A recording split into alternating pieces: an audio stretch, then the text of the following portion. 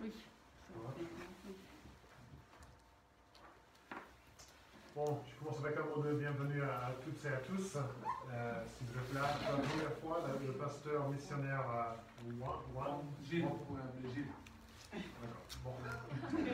Excusez notre. Gilles, oui. Voilà. Ça c'est plus facile. Donc, bienvenue parmi nous ce matin. Et à ceux qui regardent et qui suivent sur Facebook, on vous dit aussi un mot de bienvenue. Pas beaucoup d'annonces, juste pour vous rappeler que ce soir à 18h30, si vous êtes disponible, on va faire une petite célébration de Noël ensemble. Je vais vous choisir quelques-uns parmi vous pour peut-être faire une petite lecture. Il y aura un petit quiz pour les enfants avec des prix, des cadeaux aussi. Donc, essayez d'être présents ce soir. J'enverrai le lien sur Zoom cet après-midi. On a reçu une carte, la plupart d'entre vous n'étaient pas là, il y a 9 ans, quand on avait une jeune galloise, Elisabeth, qui nous a envoyé une petite carte. Elle est très fidèle, elle a écrit tous les ans. Elle nous envoie aussi un colis avec du chocolat, du chocolat britannique, qui est très bon. Donc, merci Elisabeth, si tu nous regardes. Souvent, on voit qu'elle regarde le culte, suit le culte sur Facebook. Donc, voilà, il y a une petite carte de Noël. Je prie que vous allez tous bien et que Dieu vous bénisse cette Noël, à Noël. Elisabeth, merci à elle. Et puis, dimanche prochain, il y aura le culte comme d'habitude et ce sera David McFall qui va prêcher dimanche prochain. Donc, je suis reconnaissant envers lui d'avoir accepté de prêcher pour moi. Venons à la parole de Dieu, venons devant notre grand Dieu, avec les paroles du prophète Ésaïe, chapitre 9. Le peuple qui marche dans les ténèbres voit une grande lumière. Sur ceux qui habitent le pays de l'ombre de la mort, une lumière resplendit. Tu rends la nation nombreuse, tu lui dispenses la joie. Elle se réjouit devant toi de la joie des moissons. Comment poussent des cris d'allégresse au partage du butin. Et puis, on se pose la question, comment? Pourquoi?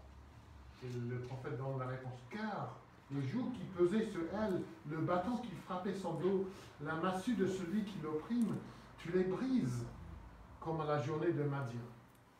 Car toute chaussure qu'on porte dans la mêlée et tout manteau roulé dans le sang seront livrés aux flammes pour être dévorés par le feu. Comment est-ce possible? Car un enfant nous est né, un fils nous est donné. Et la souveraineté reposera sur son épaule. On l'appellera admirable, conseiller, Dieu puissant, Père éternel, Prince de la paix. Renforcer la souveraineté et donner une paix sans fin au trône de David et à son royaume. Affermir et le soutenir par le droit et par la justice, dès maintenant et à toujours. Voilà ce que fera le zèle de l'Éternel des armées. Voilà ce que notre Dieu a promis de faire. Voilà ce que notre Dieu a fait et ce qu'il est encore en train de faire. Et c'est pour cette raison que nous sommes là ce matin. Et peut-être le mot le plus important, vraiment le mot clé dans ce passage, c'est un mot qui se trouve au verset 5, qui se trouve 2 fois. Le prophète aurait pu dire, car un enfant est né. Il aurait pu dire, un fils est donné. Ça aurait été vrai. Mais il rajoute, car un enfant nous est né. Un enfant nous est né.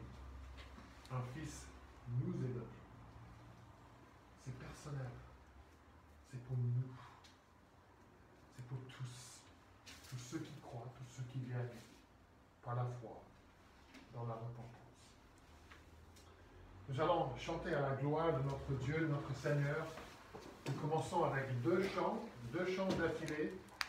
que nous allons chanter. Nous avons l'habitude de prier après le premier chant, mais aujourd'hui on change cette habitude. Le premier chant,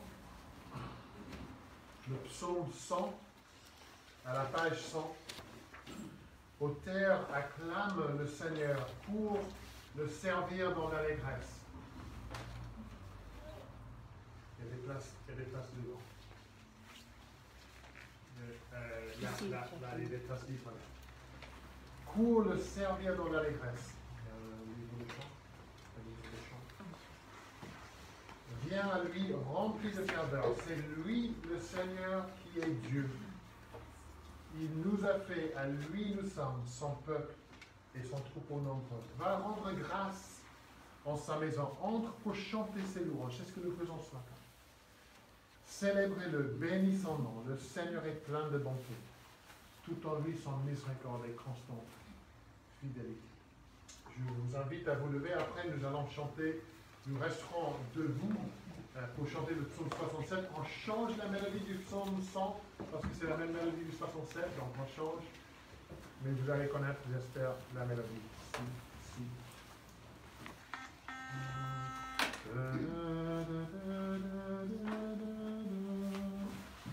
Ô terre, acclame le Seigneur, pour le servir dans l'allégresse.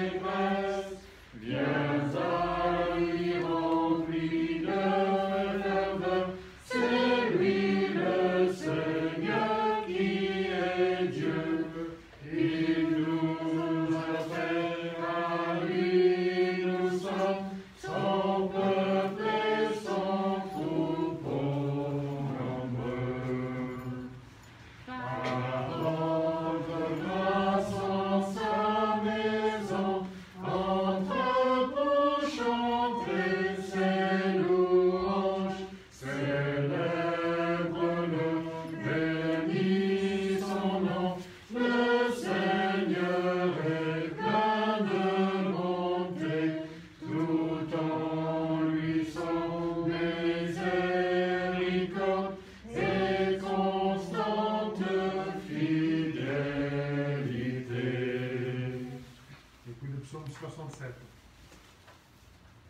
Dieu de pitié qui nous bénisse, que sa face brille sur nous, pour connaître ta voie propice et ton salut offert partout. Le salut de Dieu offert partout. Un enfant nous est né, un fils nous est donné. Nous chantons ce psaume à la gloire de Dieu.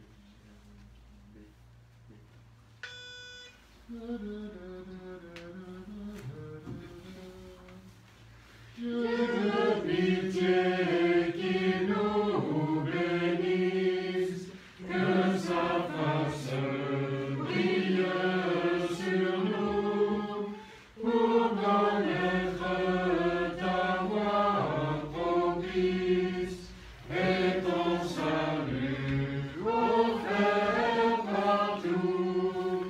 Que les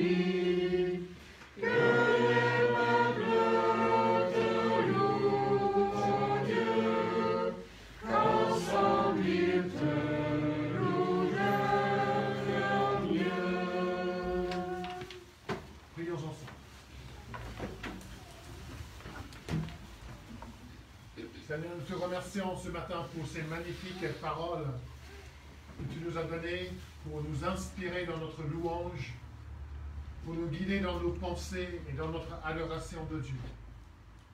Merci pour ce rappel de la bouche du prophète Ésaïe, de ce que toi tu promets de faire, tu as promis de faire, renforcer la souveraineté, donner une paix sans fin au trône de David et à son royaume, affermir et soutenir par le droit et par la justice, dès maintenant et à toujours. Voici ce que fera le zèle de l'Éternel des armées. Nous tous, Seigneur, nous faisons des promesses. Nous tous, nous donnons parole.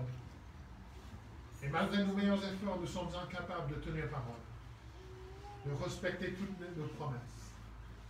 Mais quand le Seigneur des armées fait une promesse, quand l'Éternel des armées fait une promesse, nous savons qu'il est fidèle à sa parole, qu'il tient parole et qu'il accomplit chacune de ses promesses. Et nous te remercions parce que dans ta parole, depuis le début jusqu'à la fin, ta parole est remplie de promesses. Et les promesses les plus glorieuses sont les promesses d'un sauveur, les promesses du Christ, du Messie, qui devait venir, qui allait venir pour gouverner, pour régner, qui allait venir pour sauver, pour libérer.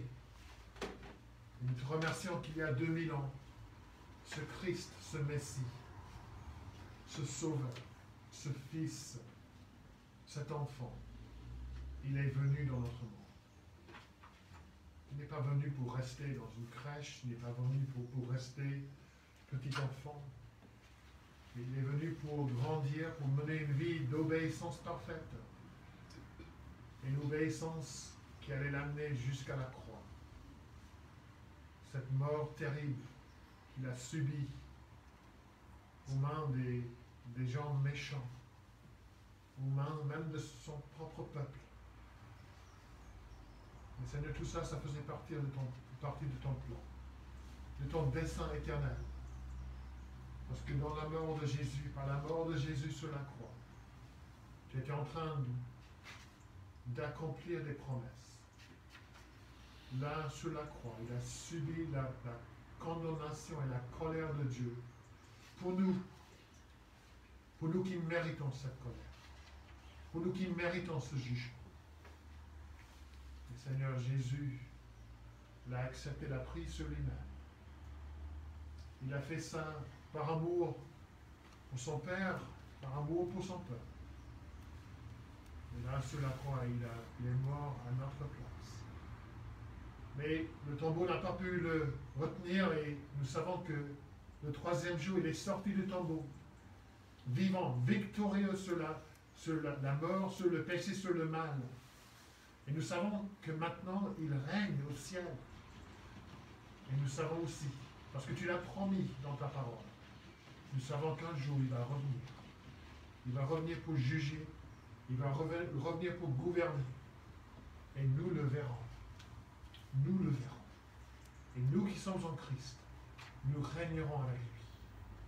Seigneur, quelle promesse glorieuse qui nous soulève de la vie de ce monde, des choses de ce monde.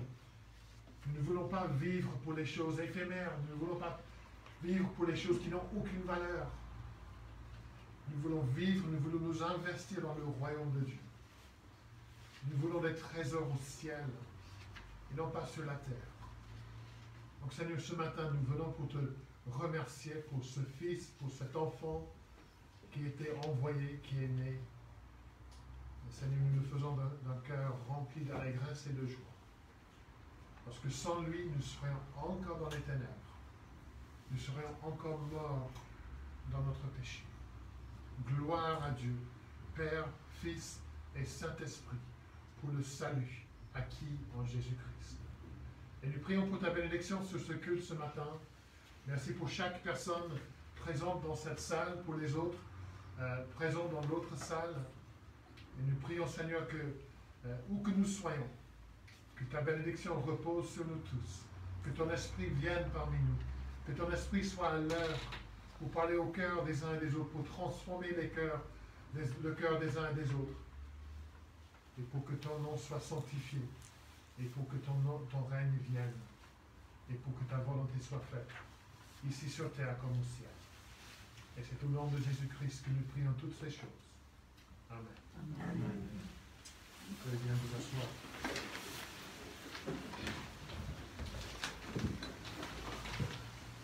Nous allons chanter encore une fois, cette fois dans le psaume 72. Le psaume 72.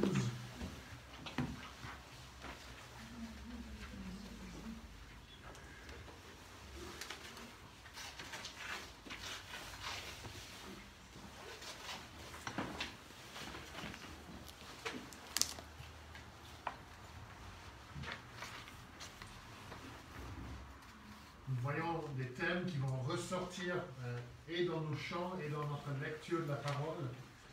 Et dans ce psaume, nous voyons le roi, Dieu et son roi, qui a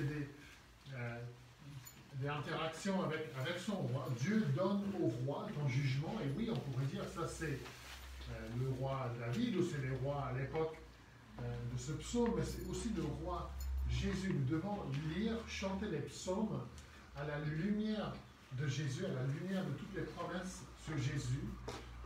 Et nous lisons au verset 1 qu'il gouverne tout sagement et les pauvres selon le droit. Nous allons voir tout à l'heure que Jésus n'est pas venu pour les riches et pour les grands de ce monde. Oui, c'est bien sûr.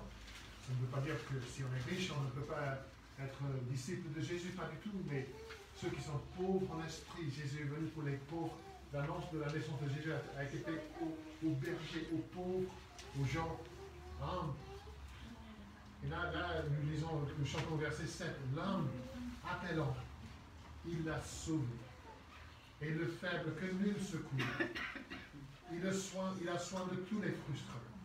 Les pauvres en lui en recours. Et puis, les versets 9 et 10. Que son nom toujours réjouisse. Vous savez ce qui m'attriste à Noël? J'aime bien Noël. J'aime bien les célébrations, les fêtes de Noël. Et ce qui m'attriste, c'est de penser que les gens, comme ils sortent leur sapin de Noël une fois par an, ils sortent de Jésus une fois par an. Non, mais c'est vrai. Et après, ils le remettent dans le placard, dans le grenier, et ils l'oublient. Ils l'oublient. Un jour dans l'année, ils se réjouissent en Jésus. Et c'est pas ce qu'il y a dans ce psaume. C'est pas ce qu'il y a dans ce psaume. Que son nom toujours réjouisse. Et sous le soleil, on l'acclame. Et que l'un l'autre, on se bénisse, que bienheureux, on le proclame. Jésus n'est pas quelqu'un qu'on sort une fois par an. Même une fois par semaine. Jésus règne toujours. Jésus règne tous les jours. Chaque minute de chaque jour. Jésus est roi. Je vous invite à vous lever encore une fois. Nous chantons les versets 1, 2, 7, 9 et 10. C'est un peu compliqué, mais c'est marqué. Donc, vous pouvez bien suivre.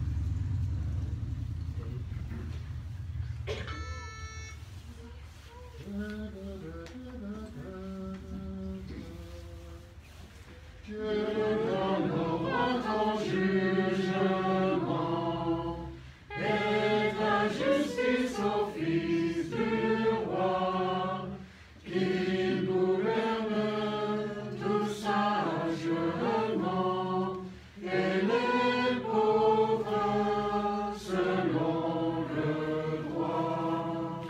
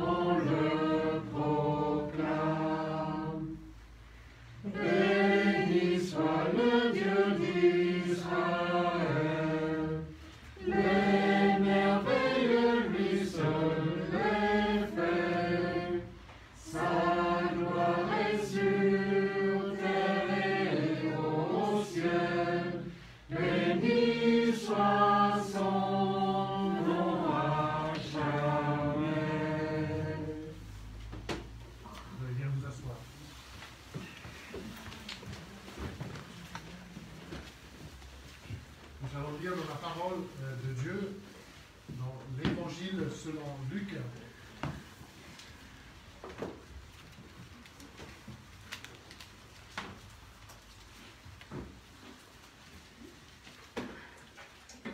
Luc chapitre 2.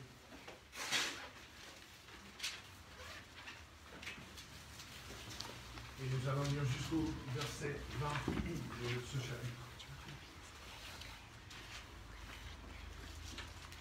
Luc chapitre 2 jusqu'au verset 20. En ces jours-là, parut un décret de César Auguste en vue du recensement de toute la terre. Ce premier recensement eut lieu pendant que Quirinius était gouverneur de Syrie. Tous allaient se faire recenser chacun dans sa propre ville. Joseph aussi monta de la Galilée, de la ville de Nazareth, pour se rendre en Judée, dans la ville de David, appelée Bethléem, parce qu'il était de la maison et de la famille de David, afin de se faire inscrire avec Marie, sa fiancée, qui était enceinte. Pendant qu'ils étaient là, le temps où Marie devait accoucher arriva, et elle enfanta son fils premier-né. Elle l'emmaillota et le coucha dans une crèche, parce qu'il n'y avait pas de place pour eux dans l'hôtellerie. Il y avait dans cette même contrée des bergers qui passaient dans les champs les veilles de la nuit pour garder leurs troupeaux. Un ange du Seigneur leur apparut, et la gloire du Seigneur resplendit autour d'eux. Ils furent saisis d'une grande crainte. Mais l'ange leur dit, « Soyez sans crainte, car je vous annonce la bonne nouvelle d'une grande joie qui sera pour tout le peuple. Aujourd'hui, dans la ville de David, il vous est né un sauveur, qui est le Christ, le Seigneur. Et ceci sera pour vous un signe.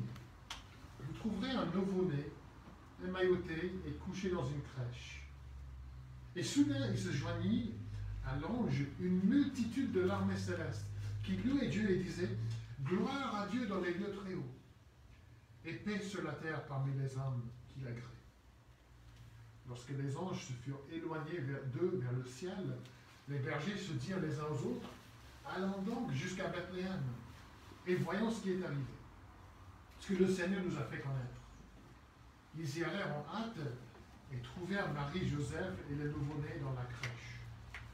Après l'avoir vu, ils racontèrent ce qui leur avait été dit au sujet de ce petit enfant. Tous ceux qui les entendirent furent dans l'étonnement de ce que leur disaient les bergers. Marie conservait toutes ces choses et les repassait dans son cœur. Et les bergers s'en retournèrent en glorifiant, en louant Dieu pour tout ce qu'ils avaient entendu et vu, conformément à ce qui leur avait été dit. Amen. Nous prions pour la bénédiction de Dieu sur la lecture et la prédication de sa parole. Alors les enfants, j'ai une petite question pour vous. Est-ce que vous savez la date de votre anniversaire? Est-ce que vous savez quelle est la date de votre anniversaire? Mathieu, c'est quoi la date? Le 11 février. Daniel, tu sais la date de ton anniversaire? Le 7 juin. Le 7 juin, Isaac, tu... Le 14 mai. Le 14 mai. Les gars, c'est le 12 février. Ah, ben ça, c'est bien. C'est le jour après l'anniversaire de Mathieu. Et est-ce que les enfants, vous connaissez d'autres anniversaires? Vous savez, à part le vôtre? Tu connais l'anniversaire de Capucine, tu sais ce que... Ouais. Le 10 février, donc c'est le jour avant. D'autres anniversaires que vous savez la date d'autres anniversaires? Est-ce que nous savons quel était la date de l'anniversaire de Jésus, quand Jésus est né? On sait ou pas? Ben, c'est pas le 25 décembre qu'il est né le 25 décembre, non? Bon, en fait, on ne sait pas. La Bible ne le dit pas. La Bible ne nous dit pas la date de l'anniversaire de Jésus. Partout dans le monde, on a choisi, je ne sais pas à quel moment, on a choisi de fêter la naissance de Jésus le 25 décembre, mais honnêtement, on ne sait pas quel jour Jésus est né. Et je me pose la question, Est-ce qu'on a besoin de savoir quel jour Jésus est né? Pas vraiment. Pas vraiment. Parce que le danger, quand on choisit un jour, les enfants, pour fêter, c'est que ce jour-là, on pense à Jésus et pour le reste du temps, on l'oublie. Moi, j'ai un petit truc sur mon portable qui me dit les dates, la date des anniversaires de l'anniversaire de mes amis. Et aujourd'hui, j'ai envoyé un petit message à un ami qui s'appelle Freddy, qui habite en Inde, à Delhi, en Inde. Je lui ai dit bonjour Freddy, joyeux anniversaire. Je suis en anglais. Dommage pour le cricket, parce que l'Inde a été battue par l'Australie la semaine dernière. Et on vient se taquiner quand c'est l'Angleterre qui perd, et moi c'est quand l'Inde qui perd. Donc je lui ai envoyé un petit mot. Je me suis dit, c'était quand la dernière fois que j'ai envoyé un mot à Freddy? Et j'ai regardé, c'était il y a un an, pour son anniversaire. Et donc, une fois par an, c'est mon ami, mais je pense à lui une fois par an. C'est tout.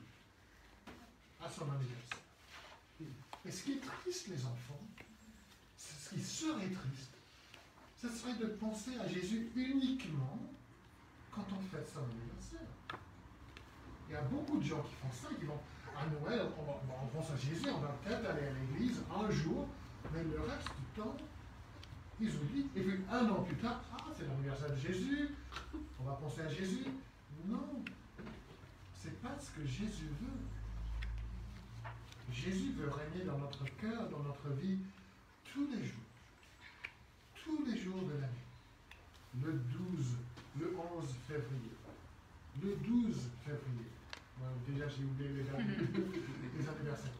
Mais tous les jours de l'année, toutes les heures de l'année, toutes les minutes, toutes les secondes de l'année, Jésus veut régner dans notre cœur. Avec Jésus, ce n'est pas qu'on le sort le dimanche matin pour venir au culte. Ce n'est pas qu'on le sort une fois par an à Noël. Non. Jésus est venu pour régner dans notre vie chaque minute de chaque jour, jusqu'à la fin de notre vie et après. Je me demande, je sais, parce que ça, qu'est-ce qui est arrivé avec mes parents quand ils sont avancés en âge? On a dû dire à mes parents, vous savez, aujourd'hui c'est votre anniversaire. Vous avez oublié. Ça peut arriver qu'on oublie notre anniversaire. Et ça arrive pour beaucoup de personnes qui oublient Jésus. Mais Jésus veut venir vivre dans notre cœur, jour après jour après jour. Et cette année, à Noël, quand on pense à la naissance de Jésus, quand on fête la naissance de Jésus, rappelons-nous que la vie, la naissance, la vie, la mort, la résurrection, le règne de Jésus, ça se fête tous les jours. Ça se fête pas uniquement à Noël, mais tous les jours. Et que Jésus règne dans notre vie tous les jours, et pas simplement à Noël. Alors les enfants, on va chanter un petit chant ensemble. Ça fait un moment qu'on ne l'a pas chanté. C'est pas dans le livre, mais vous voyez les paroles ici. Je louerai l'Éternel de tout mon cœur. Je raconterai toutes tes merveilles. Je chanterai ton nom. Je ferai de toi le sujet de ma joie. Alléluia. Je me demande quel sera le sujet de votre joie cette semaine. Quel sera le sujet de votre joie cette semaine? Est-ce que vraiment ça serait une semaine de joie s'il n'y avait pas de cadeaux? Pas sûr. Mais bon, la semaine, le jour de Noël et tous les jours, en fait, on célèbre, on dit merci à Dieu pour le plus beau des cadeaux, c'est-à-dire pour Jésus. Donc on va chanter ça en 2 fois. Je pense qu'on chante ça en 2 fois.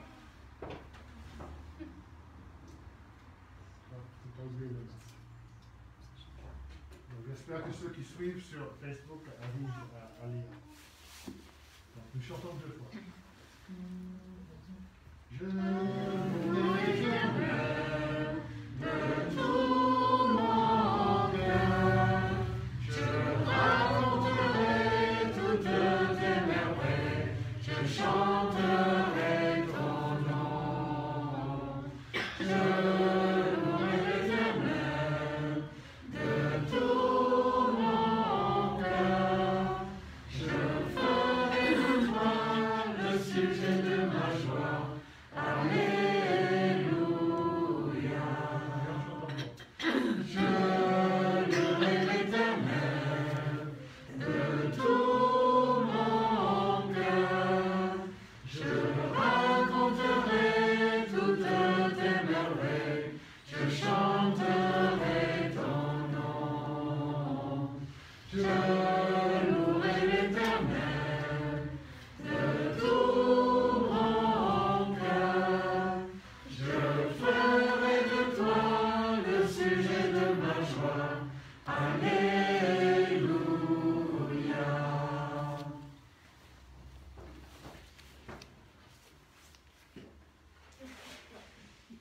restons assis, je vous invite à prier.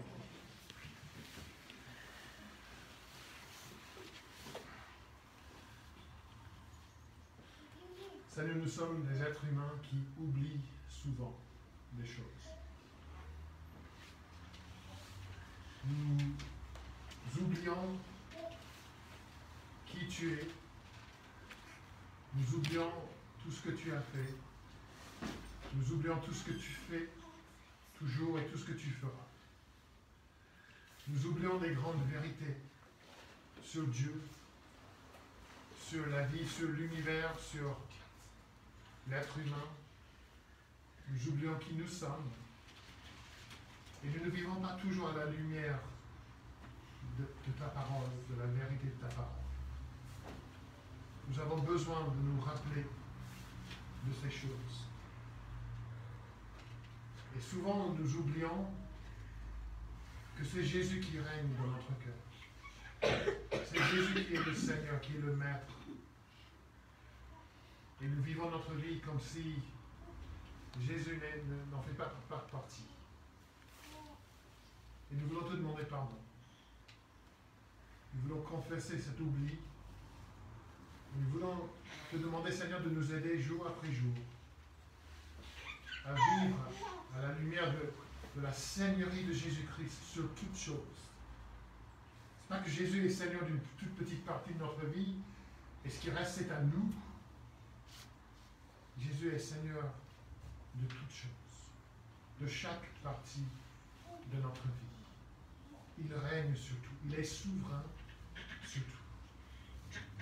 Et Seigneur, nous sommes peinés de voir un monde qui vit dans l'oubli de Jésus-Christ et de Dieu, qui nie même son existence.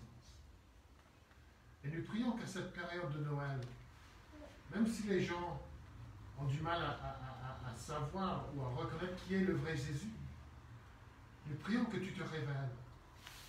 Nous savons qu'un peu partout ta parole sera lue, ta parole sera chantée.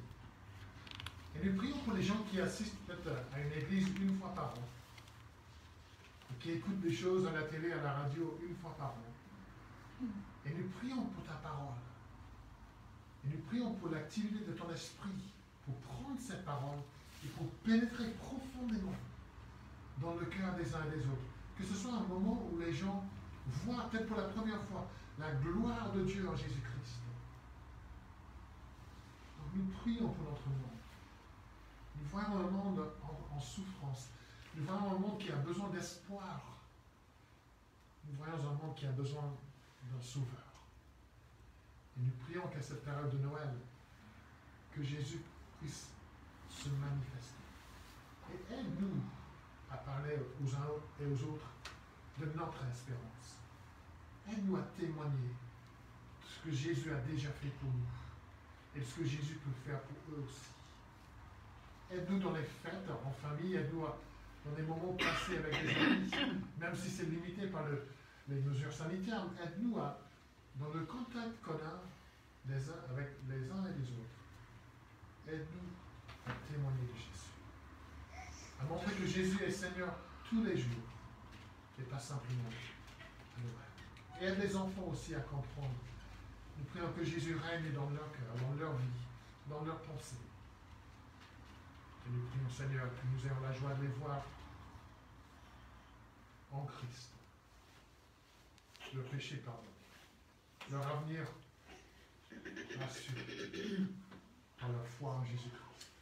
Bénis maintenant, Seigneur, la prédication de ta parole à nous tous. Aide-nous à être attentifs à ce que le Seigneur Dieu veut nous dire. Nous prions ces choses au nom de Jésus. Amen.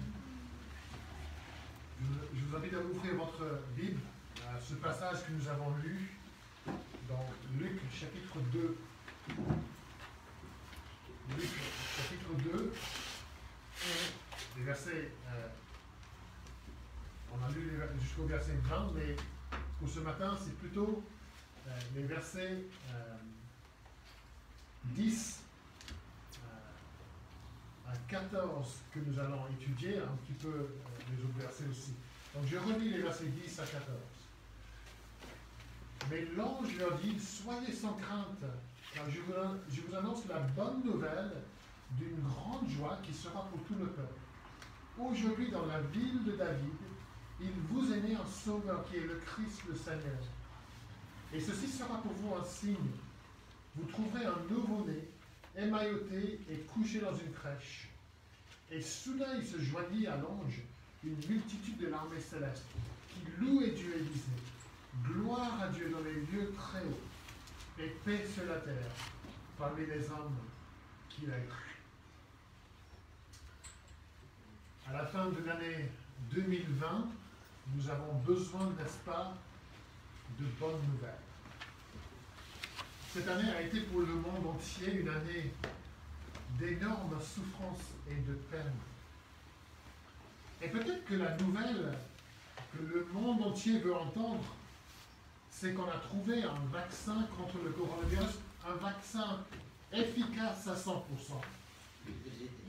Un vaccin sans effet secondaire, un vaccin qui est sûr de marcher. On a déjà parlé des vaccins, mais je n'ai pas entendu parler d'un vaccin qui est sûr à 100%, qui est efficace à 100%. Et surtout, un vaccin qui est disponible à tous.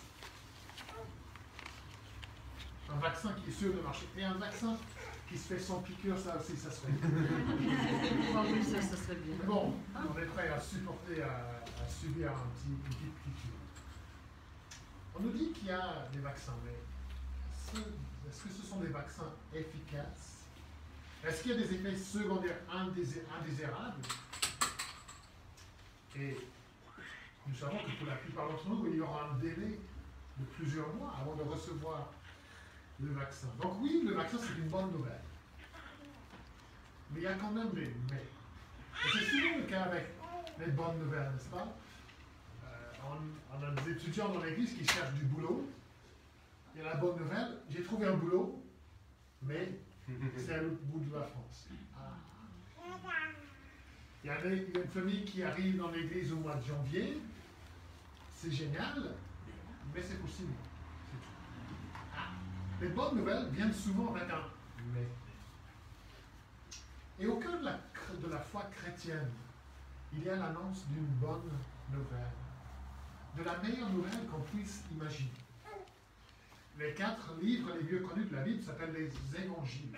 Et ce mot évangile veut simplement dire bonne nouvelle. Et ce matin, nous voulons examiner ensemble comment une très bonne nouvelle a été annoncée il y a 2000 ans. Luc, chapitre 2, verset 10. L'ange leur dit, soyez sans crainte, car je vous annonce la bonne nouvelle d'une grande joie qui sera pour tout le peuple. Aujourd'hui, dans la ville de David, il vous est né un sauveur qui est le Christ, le Seigneur. Voyons d'abord ceux à qui la bonne nouvelle a été annoncée. Ceux à qui la bonne nouvelle est ou a été annoncée. Au Royaume-Uni, si il y a la naissance, quand il y a la naissance d'un prince ou d'une princesse, même si c'est diffusé sur les réseaux sociaux dans quelques secondes un peu partout dans le monde, c'est toujours la reine Élisabeth qui est la première personne à qui la bonne nouvelle est annoncée. Ça, c'est obligatoire. On n'a pas le droit de dire, même si les parents sont là, ils savent que l'entendre, mais les grands-parents, eux, ils vont entendre la nouvelle après la reine Élisabeth. Pourquoi ça? Parce que c'est elle la personne la plus importante, c'est elle la reine. Et la bonne nouvelle doit être annoncée à la personne la plus importante. Et il est difficile d'imaginer une nouvelle plus importante que la naissance du Fils de Dieu. Pourtant, la bonne nouvelle de la naissance du Fils de Dieu n'a pas été annoncée d'abord à l'empereur romain, César Auguste, l'homme le plus puissant du monde à l'époque. Cette nouvelle n'a pas été annoncée au roi Hérode non plus. Le verset 8 nous dit, il y avait dans cette même contrée des bergers. Des bergers. La nouvelle de la naissance du Fils de Dieu, du Sauveur du monde, elle est annoncée à un petit groupe de bergers. il y a 2000 ans en Palestine, on ne se serait jamais attendu à une telle annonce. À des bergers, nous connaissons l'histoire. Ah oui, c'était les bergers. Mais ça aurait choqué le monde à l'époque. Les bergers étaient souvent méprisés à cette époque-là. La nature de leur travail voulait dire qu'ils étaient considérés comme impurs et ils ne pouvaient pas participer à la vie du temple. On présumait, devant un tribunal, on n'acceptait pas la parole d'un berger. Parce qu'on présumait qu'un berger n'était pas sérieux, n'était pas digne de confiance. Être berger voulait dire être au plus bas de l'échelle sociale. Alors pourquoi annoncer cette bonne nouvelle de la naissance du Fils de Dieu à des bergers? On pourrait dire que ça n'a pas de sens. Pourquoi choisir ces gens méprisés dans la société, ces gens pauvres et un peu sauvages? Ça n'a pas de sens, sauf que Dieu ne fait pas des choses qui n'ont pas de sens. Dieu a toujours une raison pour faire des choses. Quel message Dieu veut-il envoyer au monde en annonçant la naissance de son fils au berger? Luc est le seul des 4 auteurs des évangiles qui rajoute ce détail, que l'annonce a été faite au berger. Mais cela ne nous étonne pas, car tout au long de son évangile, commençons tout au début, Luc cherche à montrer que Dieu envoie son Fils dans le monde, non pas pour être le roi des grands, non pas pour passer son temps dans les palais des rois et des nobles, des gens d'influence. Jésus vient pour chercher et sauver ceux qui étaient perdus, ceux qui sont perdus et qui savent qu'ils sont perdus. C'est ce que nous voyons tout au long du ministère de Jésus, surtout dans l'évangile de Luc. Le salut est pour ceux qui sont prêts à reconnaître qu'ils ont besoin du salut. C'est pour les gens qui reconnaissent qu'ils ne méritent rien de la part de Dieu, sauf sa colère et son jugement. C'est pour les gens humbles et pauvres, surtout sur le plan spirituel. Le salut est pour ceux qui reconnaissent leurs besoins, qui reconnaissent leur pauvreté spirituelle, qui ne méritent rien de Dieu. Dans Luc 5, versets 31 et 32, Jésus dit: ce n'est pas ceux qui sont en bonne santé qui ont besoin d'un médecin, mais les malades. Je ne suis pas venu appeler les justes, mais les pécheurs à la repentance. La bonne nouvelle n'est pas pour les gens qui se croient justes, ou ceux qui croient qu'ils ne manquent de rien. La personne qui se croit en bonne santé n'appellera jamais le médecin. Même les gens qui savent qu'ils sont malades, des fois, n'appellent pas le médecin. Et la personne qui se croit juste n'appellera pas un souverain. La bonne nouvelle est annoncée aux gens humbles pour nous dire que nous devons nous aussi nous humilier, admettre notre pauvreté spirituelle, pour venir les mains vides, mais les mains ouvertes pour recevoir ce que Dieu veut nous donner. Ceux à qui la bonne nouvelle a été annoncée. Voyons ensuite la nouvelle qui a été annoncée. La nouvelle qui a été annoncée.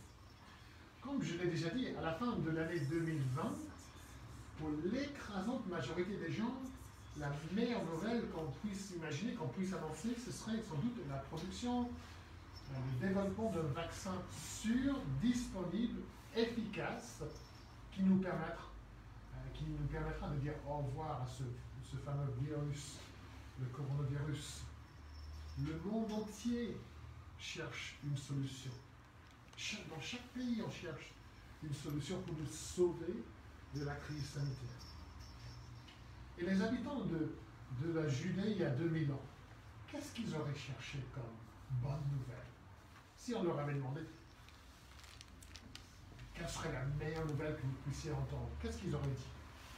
L'annonce peut-être de la chute de l'Empire romain, peut-être bien la liberté nationale et politique pour les Juifs. Mais ce n'est pas du tout la nature de la bonne nouvelle qui est annoncé par l'ange. Ce qui est annoncé, c'est quelque chose de beaucoup plus glorieux, beaucoup plus important, beaucoup plus urgent. Au verset 11, nous lisons « Un sauveur vous est né. » Un sauveur. Mais qu'est-ce que c'est un sauveur? C'est un mot qu'on ne voit que 2 fois dans les évangiles, mais qu'on trouve partout dans l'Ancien Testament. Donc ils ont compris ces versets. Et ça signifie quelqu'un qui libère, quelqu'un qui délivre du mal ou du danger. Et dans l'Ancien Testament, c'est un mot qui décrit ce que Dieu fait. Dieu délivre, Dieu libère, Dieu sauve. Vous pensez à des situations où Dieu libère son peuple, Dieu sauve des gens. Quand l'ange annonce qu'un sauveur est né, sauver, c'est ce que Dieu fait. Et l'ange ne dit pas de quel danger ce sauveur allait délivrer le peuple. Mais nous qui connaissons le reste de l'histoire, nous savons de quel danger il parle. Parce que le plus grand danger de l'humanité, ce n'est pas le danger qui vient d'un virus. C'est que le Dieu qui nous a créés va juger notre péché et notre rébellion. Celles et ceux qui ont désobéi à Dieu sont sous le jugement de Dieu. Ça, c'est la nouvelle la plus terrible qui soit. Voilà le plus grand danger pour chaque être humain, être sous le jugement de Dieu. Et l'ange annonce, quelqu'un est né pour vous sauver de ce jugement de Dieu contre votre péché. Mais dire au berger qu'un sauveur vient de naître, c'est très bien. Mais qui est ce sauveur? Sera-t-il capable de sauver? Pourra-t-on avoir confiance en lui? On annonce qu'un vaccin a été développé et tout de suite on veut savoir, est-ce efficace? Est-ce que ça marche? Est-ce que c'est sûr? Nous dire qu'il y a un vaccin, c'est bien, mais il faut être sûr que ça marche. Et dire qu'un sauveur est donné, c'est bien, mais il faut savoir, c'est qui ce sauveur? Est-il capable de sauver? Vraiment de sauver? Est-il suffisamment puissant pour nous sauver? Et donc l'ange rassure en disant un sauveur qui est le Christ, le Seigneur. Il aide les bergers à savoir qui est ce sauveur. Le Christ, le Seigneur. Le sauveur n'est autre que le Christ. C'est le mot grec pour le Messie. Le Messie de Dieu. Le sauveur est celui dont les prophètes de l'Ancien Testament avaient parlé, ceux qui allaient venir pour libérer, pour délivrer, pour sauver son peuple. Nous avons lu déjà Ésaïe chapitre 9, qui parle du Christ. Nous avons chanté du Christ. Pendant des centaines d'années, le peuple de Dieu a dû attendre. Quand est-ce qu'il viendra, le Christ, le Messie de Dieu? Et l'Ancien Testament dit que le Christ qui allait venir serait un descendant du roi David. Et c'est incroyable combien de fois Luc, dans les 2 premiers chapitres, parle de David, la ville de David, descendant de David. Pourquoi? Pour souligner que ce bébé, c'est le Christ. C'est le plus grand David. Celui qui est dans la ligne de David, descendant de David. Et c'est non seulement le Christ, mais c'est aussi le Seigneur. Et si vous lisez les 2 premiers chapitres de l'Évangile selon Luc, vous trouverez le mot Seigneur 26 fois. En 2 chapitres, Seigneur.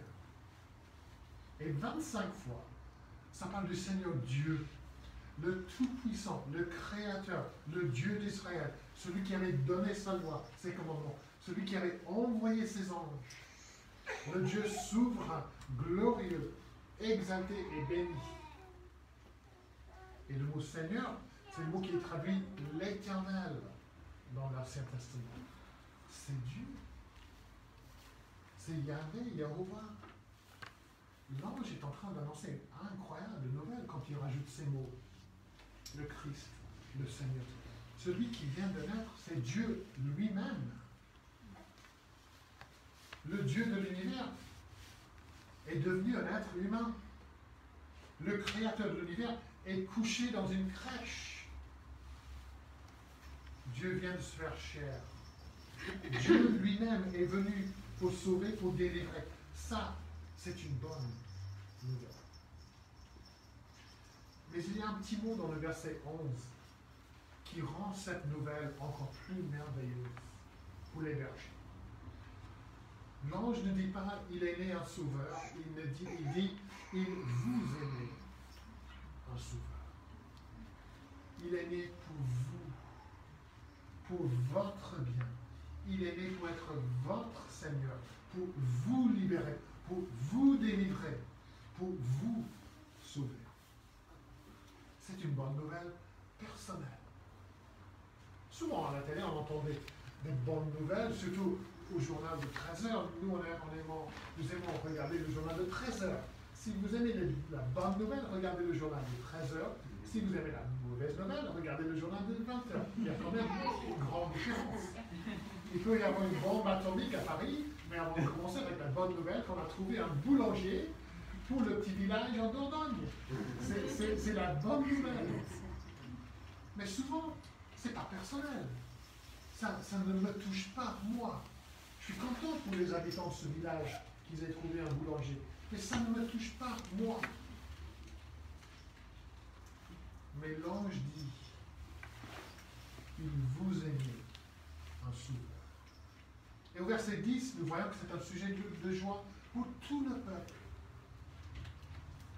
Pour ces fameux vaccins, c'est une bonne nouvelle, mais est-ce pour tout le peuple? Pour tous les peuples? Est-ce pour les peuples les plus pauvres? C'est ce qu'on craint en ce moment, c'est que ce soit les pays riches qui achètent tous les vaccins, et qu'est-ce qui va rester pour les pays pauvres? C'est pas pour tous les peuples. Mais le sauveur, c'est pour vous, pour tous les peuples. Et grâce à ce mot « vous », je peux me tenir devant vous ce matin et je peux vous dire, un sauveur vous est né.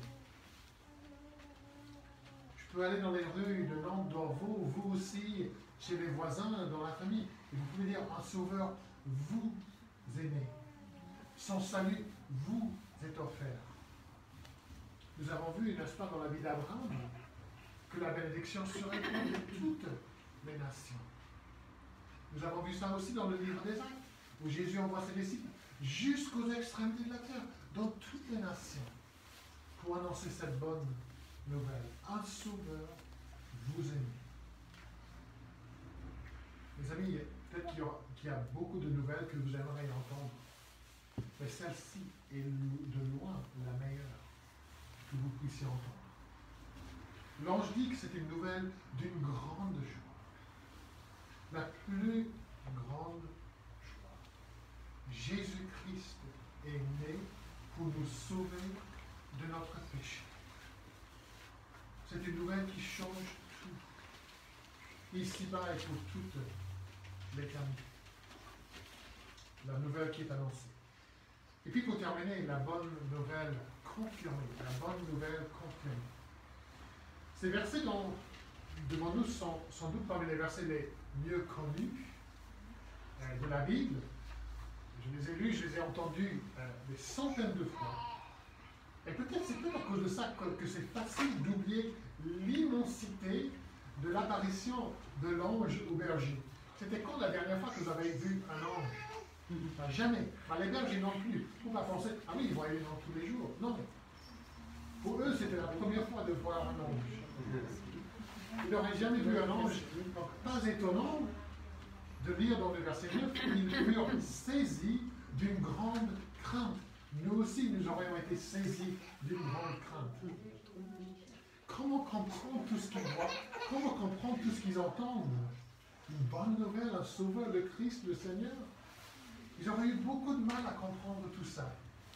Alors, l'ange leur explique encore pour les rassurer, pour les convaincre. D'abord, il leur donne un signe, une confirmation qui les aidera à croire et qui fortifie leur foi. Il dit, au verset 12, « Vous trouverez un enfant émailloté et couché dans une crèche. » Allez à Bethléem, dit l'ange. Vous verrez ce petit bébé dans une crèche et cela confirmera le message. Ce n'est pas un rêve, ce n'est pas une blague. Je vous dis la vérité. Mais que l'enfant soit émailloté ne le distingue en rien aux yeux des bergers. Ce n'est pas ça qui aidera les bergers à reconnaître Jésus. Chaque mère juive aurait émailloté son bébé. Et aucune mère juive aurait n'aurait pu placer son bébé dans une crèche. Et c'est ça le signe, c'est ça qui chaque le Sauveur, le Christ, le Seigneur, il sera dans une crèche. Voici l'humiliation de Jésus. Né dans des circonstances si humbles, si basses. Voici Jésus en train de se dépouiller lui-même, en train de prendre la forme d'un serviteur. Voici le roi serviteur qui est né. Mais il y a une deuxième confirmation qui est beaucoup plus spectaculaire. Et Luc l'a décrit au verset 13. Et soudain, il se joignit à l'ange une multitude de l'armée céleste, louant Dieu. Comme si un seul ange n'est pas assez pour confirmer que Dieu est en train d'agir, que Dieu est en train de parler. S'ajoute au premier ange, s'ajoute une multitude d'anges, trop nombreux pour compter. Dieu sort son haut-parleur. Je vous parle. Et que disent ces anges? Gloire à Dieu dans les lieux très hauts, et paix sur la terre parmi les hommes qu'il agrée. Gloire à Dieu. Gloire à Dieu parce que c'est Dieu qui agit. Ce n'est pas gloire aux anges. Ce n'est pas gloire aux messagers. C'est gloire à Dieu. C'est Dieu qui sauve. C'est Dieu qui fait grâce. C'est son idée. C'est son plan. C'est sa mission qui provient de son cœur, de son amour. Dieu envoie son Fils, le Christ, le Sauveur, pour la gloire de son nom. Nous devons saisir cela. Le but du salut, c'est que le nom de Dieu soit glorifié pour sa grâce, pour sa bonté, pour son amour, pour sa miséricorde. La venue du Sauveur dans le monde permet au monde de voir la gloire de Dieu. Jésus vient pour que la gloire de Dieu soit manifestée sur terre. Oui, on voit sa gloire dans la création, dans l'immensité de l'univers qu'il a créé, mais on voit sa gloire suprêmement dans la personne de Jésus-Christ, et surtout à la croix. On se souvient de ce que Jésus a dit. Père, l'heure est venue. L'heure est venue pour faire quoi? Pour que le Fils glorifie le Père. Et pour que le Père glorifie le Fils. Et pour que sa gloire soit manifestée dans le monde. Et les anges disent aussi paix sur la terre parmi les hommes qui l'agréent. Des centaines d'années auparavant, le prophète Ésaïe avait parlé du Christ qui serait appelé le prince de la paix. Et la paix que Jésus apporte à l'humanité, on pourrait passer des heures à en parler, mais c'est principalement la paix avec Dieu. La paix qui avait été perdue au moment où nos premiers parents avaient choisi de désobéir à Dieu, de rejeter Dieu, de bannir Dieu de leur pensée. Mais grâce à ce Sauveur, la paix sera établie entre Dieu et l'humanité. Dieu et les hommes et les femmes. La relation sera restaurée. Et nous savons comment le Sauveur a acquis cette paix. C'était en mourant sur la croix qu'il a réglé la dette du péché. Il a subi la punition de son Père contre le péché de son peuple. La colère de Dieu a été versée sur lui. La justice de Dieu a été satisfaite. Et la paix restaurée. Encore une fois, le prophète Ésaïe l'explique pour nous. En parlant de Jésus, il dit, mais il était blessé pour nos péchés. brisé pour nos iniquités. Le châtiment qui nous donne la paix est tombé sur lui. Cette multitude d'anges voit et comprend la gloire, la bonté, la miséricorde, la grâce de Dieu, de ce don spectaculaire de Dieu. C'est une effusion de louange et d'adoration, et le don n'est même pas pour eux. Les anges n'ont pas besoin de salut. Les anges n'ont pas besoin d'un sauveur. Pourtant, ils se réjouissent de ce salut. Les anges sont dans la joie, dans l'allégresse, à cause du salut, et c'est même pas pour eux. Et si les anges se réjouissent et glorifient Dieu à la nouvelle de l'annonce d'un sauveur, à combien plus forte raison devrions-nous nous réjouir, glorifier Dieu pour le salut qui nous est offert, qui est pour nous, le salut dont nous avons besoin. Le don d'un sauveur, ce n'est pas pour les anges, c'est pour nous. Et si les anges débordent de joie, eux qui ne gagnent rien, qui n'ont aucun besoin d'un sauveur, comment devrions-nous répondre à cette annonce d'un sauveur, à cette annonce du salut, nous qui en avons tellement besoin?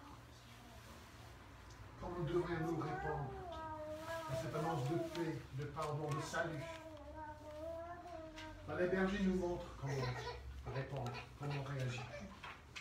Ils montrent d'abord qu'il faut croire. Les bergers croient que le message est bien fait, que c'est bien un message de Dieu. Nous le savons parce qu'ils disent au verset 15, « Allons à Bethléem et voyons ce qui est. » S'ils n'avaient pas cru, ils auraient dit, « Ah, c'est bien ça, bon, allez, on joue au cartes. » Non, ils réagissent. Ils vont à Bethléem, ils répondent au message. Ils reconnaissent que c'est Dieu qui leur parle. Et ils croient. Donc il faut croire que Dieu lui-même est en train de nous parler. Ensuite, il faut simplement venir à Jésus. Verset 16. Ils y allèrent en hâte et trouvèrent Marie, Joseph et le nouveau-né dans la crèche. Il faut une rencontre avec Jésus. Il faut une rencontre avec Jésus. Il faut une relation avec le Christ, le Seigneur, le Sauveur. Et ce passage montre comment une telle rencontre avec Jésus change la vie des uns et des autres. Une rencontre personnelle avec Jésus, le Seigneur, le Sauveur, le Christ, ça mène toujours à ce que nous voyons dans les versets qui suivent. Verset 17, par exemple. Les bergers racontent aux autres ce qui s'est passé dans leur vie. C'est ce que nous avons vu dimanche dernier avec les disciples aussi. Nous devons parler de ce que nous avons vu et entendu, a dit Pierre. Ils témoignent de l'œuvre de Dieu. Ils parlent de ça. Et c'est toujours ce qui se passe dans la vie du chrétien qui a eu cette rencontre avec Jésus.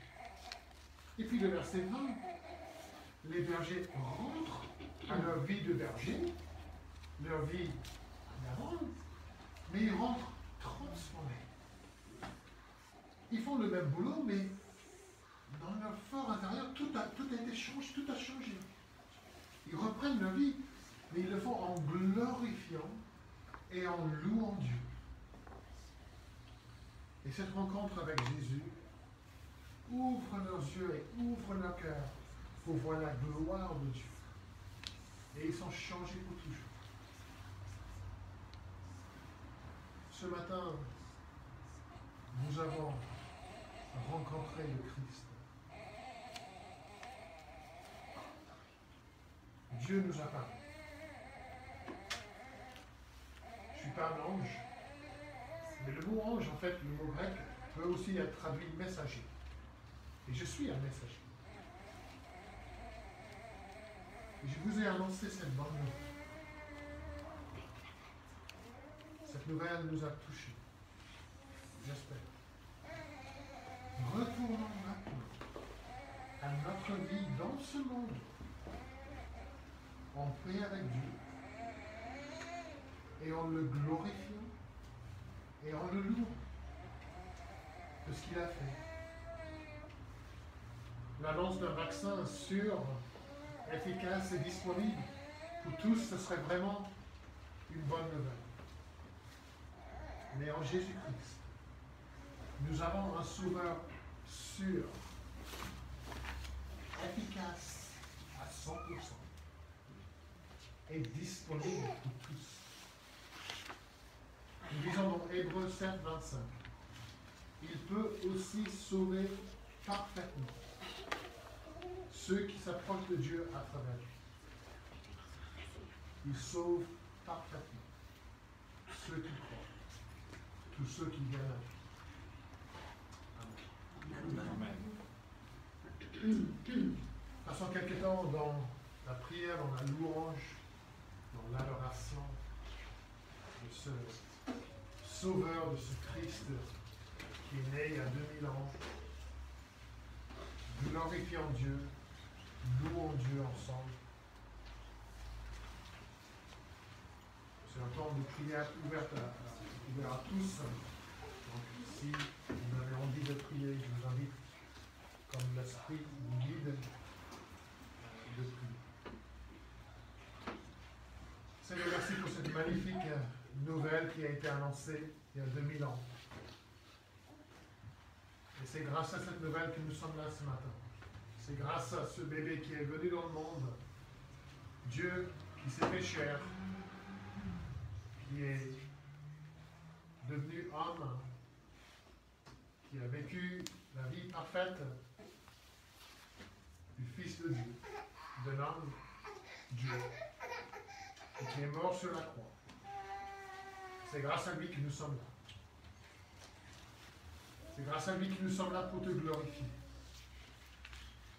Parce que dans notre vie, d'autrefois, nous voulons prendre toute la gloire pour nous-mêmes. Nous vivions pour nous-mêmes. Mais grâce à ton œuvre en nous, grâce à ta grâce, nous pouvons maintenant vivre pour Jésus. Nous pouvons maintenant vivre pour sa gloire, pour le louer, pour l'adorer, pour le servir. Merci Seigneur parce que cette nouvelle a été annoncée, non pas uniquement aux riches, aux grands, aux nobles de ce monde, mais c'est une bonne nouvelle pour tous. Et nous prions Seigneur que tous puissent entendre encore cette nouvelle. Et nous savons que c'est à nous de l'annoncer.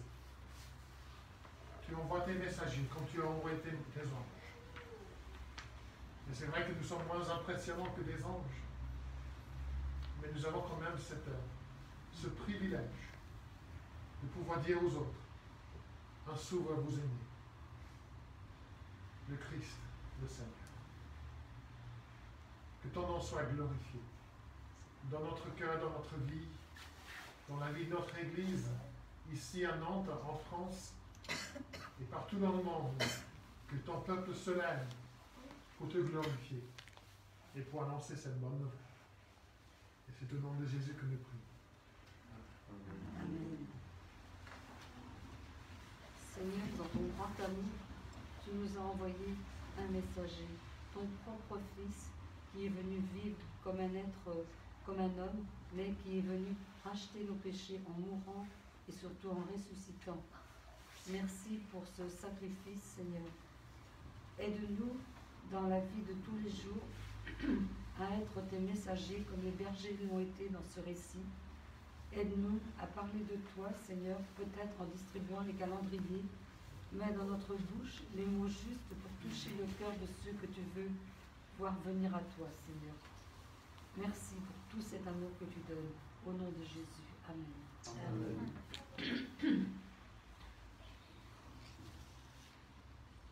Merci Seigneur pour ta présence parmi nous aujourd'hui. Merci de cette bonne nouvelle de ton Fils né qui sera le Sauveur et qui est le Sauveur de l'humanité, de tous ceux qui veulent croire en lui, Seigneur. Mais Seigneur, il y a tellement de personnes qui sont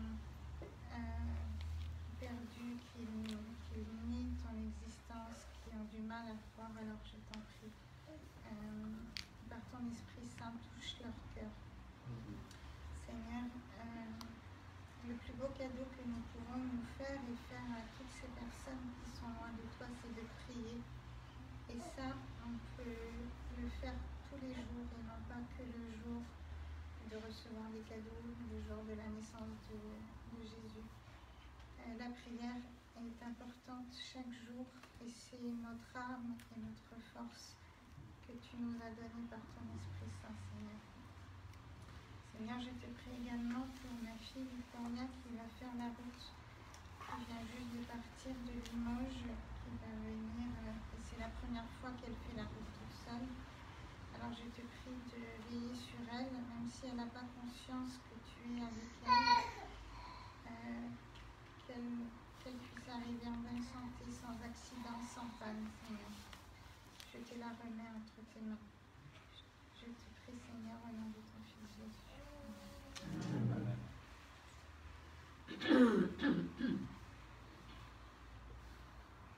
Nous sommes reconnaissants, Seigneur, d'être des témoins de ce que tu as fait, non seulement dans notre propre vie, mais dans le monde entier.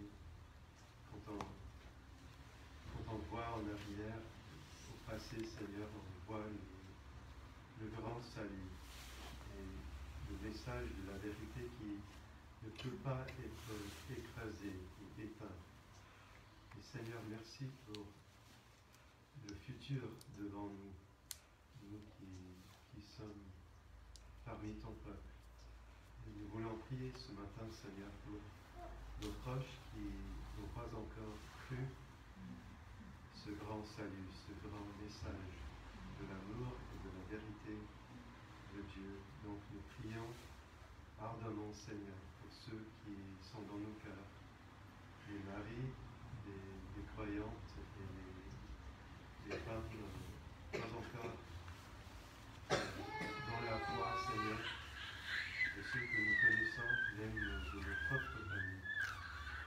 Nous remettons entre tes mains des personnes qui en fait connaissent leurs péchés. Ils sont conscients même d'être en rébellion contre toi, et qui persistent parce que tu n'as pas encore touché leur cœur.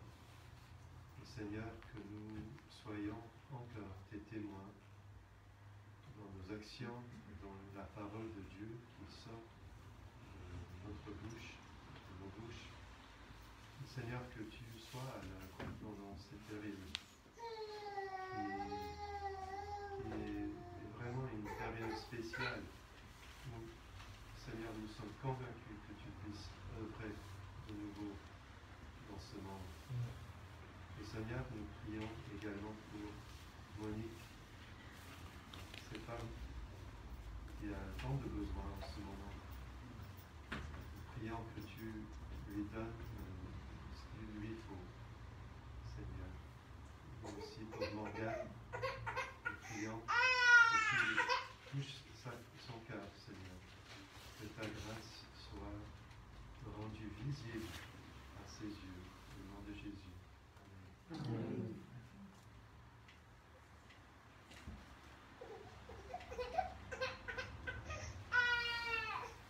Merci Seigneur pour ces paroles. Nous avons tous les jours, toutes les semaines, tous les mois, le plus beau livre qui a existé sur terre, bien sûr écrit par les hommes inspirés par ta parole. Seigneur, nous lisons, nous croyons que nous comprenons, mais il y en a beaucoup parmi nous, comme moi, qui n'arrivons pas à comprendre. Nous restons à poser des questions de pourquoi et de comment des choses. Seigneur, aide-nous. Envoie-nous ton Saint-Esprit pour qu'il nous aide à mieux comprendre. pas chaque jour. Seigneur, nous te prions aussi pour nos dirigeants de tous les pays des 4 coins du monde qui pensent qu'eux, ils ont la bonne parole. Mais en fait, ils ne l'ont pas. Au lieu de passer notre temps à leur en vouloir, nous te demandons, Seigneur, de leur donner la parole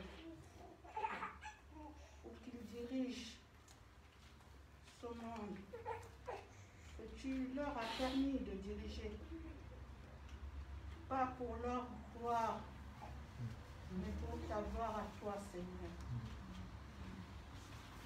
Il ne reste pas seulement pour se faire du souci pour leur poche, mais ils se soucient de tout ton peuple. Parce que le plus grand commandement que tu nous as donné parle d'amour de soi, l'amour de son prochain. Que ce ne soit pas seulement en parole. Parce que nos dirigeants, quand ils nous parlent, ils disent qu'ils font tout pour notre bien-être. Mais en fait, ce n'est pas ça. Seigneur, aide-nous. Aide-nous à arrêter de juger. Aide-nous seulement à suivre ton commandement. De nous aimer les uns les autres. Comme toi, tu nous as aimés en envoyant ton Fils sur terre pour subir ce péché que nous avons fait depuis le ventre de nos mamans jusqu'à la naissance et que nous continuons à faire maintenant. Seigneur, c'est la seule liberté que nous te demandons qui soit nécessaire, c'est de sortir de ce péché, d'accepter que ton Fils est mort pour nous et que nous sommes censés devenir limpides à tes yeux. Mais comment le deviendrons-nous, Seigneur, si nous ne regardons pas ce qui tourne autour de nous? Seigneur, aie pitié.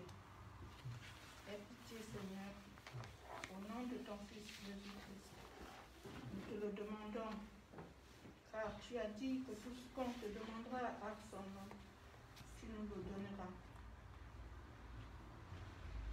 Aide-nous, Seigneur, en son nom. Amen. Amen.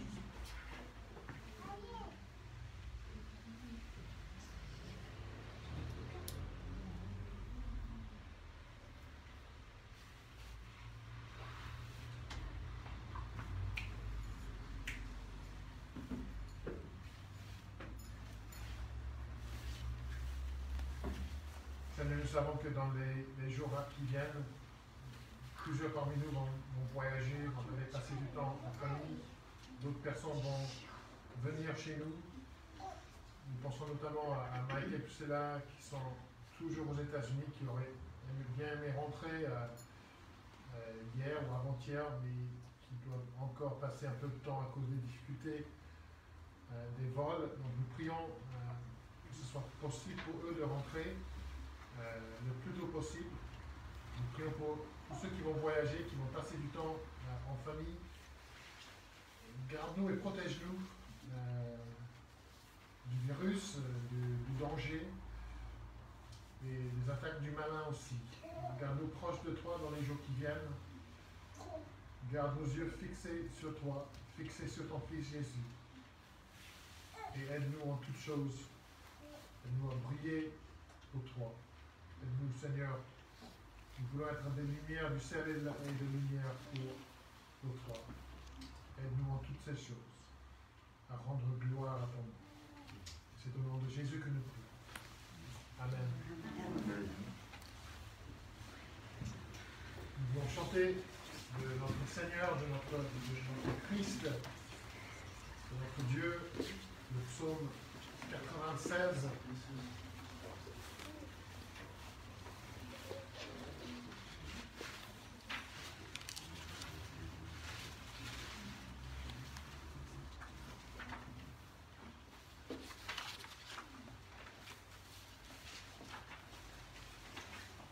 Psaume qui nous pousse à chanter la gloire et la louange de notre Dieu, de notre Seigneur Jésus-Christ. Je vous invite à vous lever pour chanter ce psaume ensemble.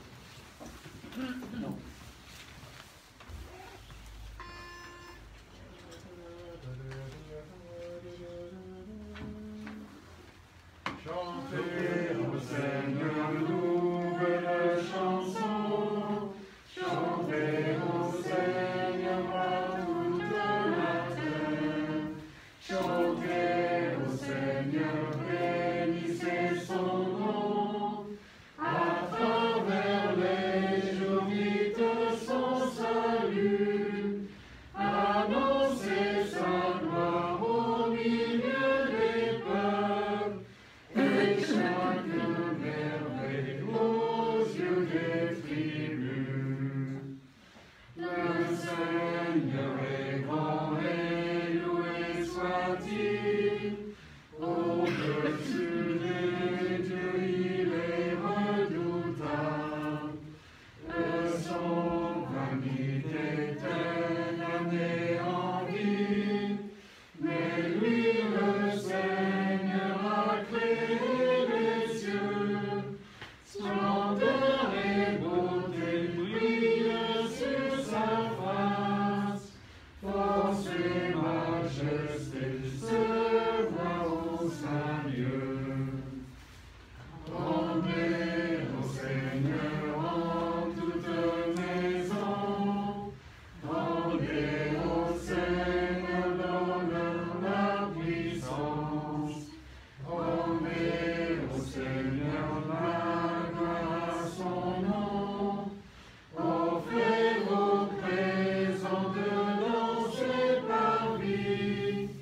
Et adorez Dieu vêtu de lumière. Que le monde entier tremble devant lui. Allez dire à tous, le Seigneur est roi. Il tient l'univers pour qu'il le chancelle. Avec équité, il fixe ses lois. Le ciel jubile et la terre rebondit. L'océan exulte avec ses richesses. Dans les champs en joie, la vie applaudit. Des arbres ravis frondent en forêt. Ils chantent louanges, exaltant l'approche. Devant le Seigneur, ils forment la haie. Car il vient régner et tout gouverner. Avec justice, il jugera le monde et tous les pays avec loyauté. Que la grâce du Seigneur Jésus-Christ et l'amour de Dieu le Père et la communion du Saint-Esprit soient avec vous tous. Amen. Amen.